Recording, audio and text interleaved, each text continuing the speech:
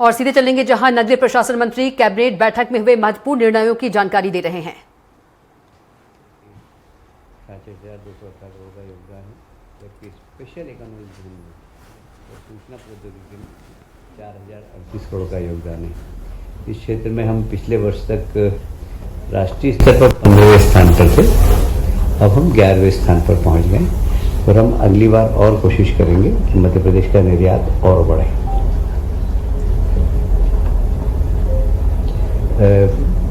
कोई भी प्रदेश जब विकास करता है तो उसमें पूंजीगत व्यय की भूमिका बड़ी महत्वपूर्ण होती है और मुझे कहते हुए बहुत प्रसन्नता है कि पिछले चालू वित्तीय वर्ष में हम तिमाही पूंजीगत व्यय में देश के जो प्रथम 3 राज्य हैं जिन्होंने डेवलपमेंट के लिए पूंजीगत राशि में बजट में प्रावधान किया, उसमें मध्य प्रदेश तीसरे नंबर पर है। गुजरात जहां 65% पूंजीगत व्यय हो रहा है, उत्तर प्रदेश में 42% और मध्य प्रदेश में 41% बजट पूंजीगत व्यय में हुआ। ये एक विकसित होता है, विकासशील एक विकसित होते हुए प्रदेश का द्योतक है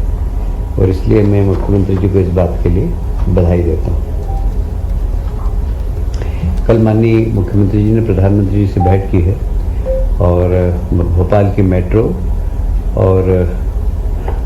यहाँ किसानों के लिए बहुत बड़ा काम हुआ है। जहाँ केंद्र सरकार किसान सम्मान निधि दे रही है,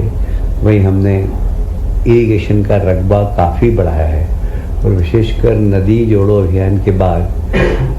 आने वाले समय में लगभग मध्य प्रदेश की 60 से 70% जमीन सिंचित हो जाएगी। तो एक बहुत बड़ी बात है और हमारा जो लक्ष्य है 100% जमीन को सिंचित करने का है और इससे किसान के उत्पादन में किसान फसल पहले 1 लेता था, फिर अब 2 लेना चालू हो रही है, 3 और नर्मदा किनारे के किसान तो 4 खेती ले रहे हैं और इसलिए किसान काफ़ी खुश हैं और एक किसान सम्मेलन हम भोपाल में करना चाहते हैं और इसके लिए हमने माननीय प्रधानमंत्री जी को निमंत्रित किया है। जब भी वो समय दे देंगे। आप सभी जानते हैं अभी प्रधानमंत्री जी का एक भाषण हुआ था, उन्होंने कहा था कि आत्मनिर्भर भारत के लिए स्वदेशी बहुत ज़रूरी है और उन्होंने आग्रह किया था कि हमारे स्वदेशी कलाकार उनके द्वारा निर्मित वस्तुएं आप खरीदेंगे तो भारत आत्मनिर्भर होगा और इसी दृष्टि से केंद्र सरकार, प्रदेश सरकार, डबल इंजन की सरकार दोनों मिलकर काम कर रहे हैं। मुझे गर्व है कि पिछले दिनों राजनाथ सिंह जी ने रायसेन कुमरिया गांव में 10 अगस्त को BML आधुनिक रेल कोच कारखाने का शिलान्यास किया है। शायद आपकी जानकारी होगी कि पहले रेल के डिब्बे भी हम बाहर से मंगाते थे, अब हम